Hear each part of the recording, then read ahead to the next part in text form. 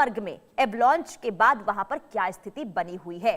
बहरहाल आगे बढ़ते हैं, लेकिन इसी बीच बड़ी खबर सामने आ रही है यूक्रेन से जुड़ी हुई। यूक्रेन पर रूसी फौज ने बड़ा हमला किया है। कीव, पेचर्स्क, लाब्रा पर अटैक किया गया। 700 से ज्यादा धार्मिक स्थलों को नुकसान पहुंचा है। 53 धार्मिक स्थल पूरी तरीके से तबाह हो चुके हैं। यूनेस्को वर्ल्ड हेरिटेज है कीव, पेचर्स्क, लाब्रा, यहां पर हमला हुआ है। आपको बता दें कि कीव, पेचर्स्क, लाब्रा में कई वास्तुशिल्प स्मारक हैं, जिनमें घंटाघर, गिरजाघर, गुफाएं और मजबूत पत्थर से बने किले हैं। लाब्रा के मुख्य आकर्षणों में ग्रेट लाब्रा घंटाघर और इसके अलावा डॉर्मिशन कैथेड्रल शामिल है, जो द्वितीय विश्व युद्ध में जर्मनों से लड़ाई में नष्ट हो गए थे और सोवियत संघ के पतन के बाद 1990 के दशक में यूक्रेन की ओर से दोबारा ये बनाए गए थे, जहां पर रूसी फौज की तरफ से हमला किया गया है।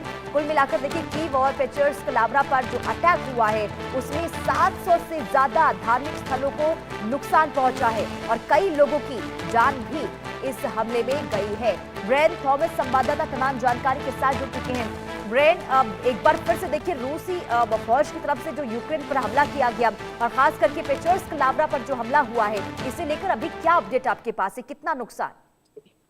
जी बिल्कुल, देखिए, रशिया ने एक मेजर अटैक लॉन्च कर दिया गया।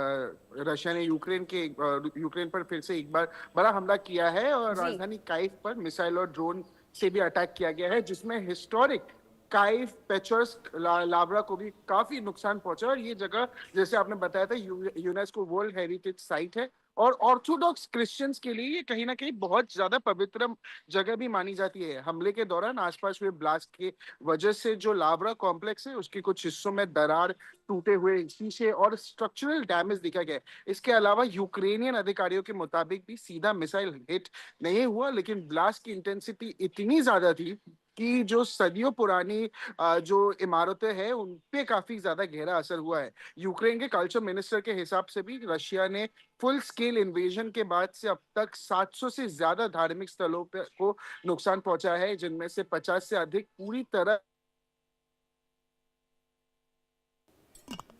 काफी ज्यादा रिलीजियस बिल्डिंग्स भी शामिल है। इसके अलावा काइव, पेचर्स्क, लाब्रा, जिसे मोनेस्ट्री ऑफ द केव्स भी कहा जाता है, वो 11वीं सदी में स्थापित हुआ था और कहीं ना कहीं यहाँ पर काफी ज्यादा वास्तुशिल्प स्मारक है, जैसे ग्रेट लाव्रा, बेल टावर है, डॉर्मिटन कैथेड्रल है, गहरी गुफा जैसे केव्स है, मजबूत पत्थर से बने हुए काफी ज्यादा बिल्डिंग्स है।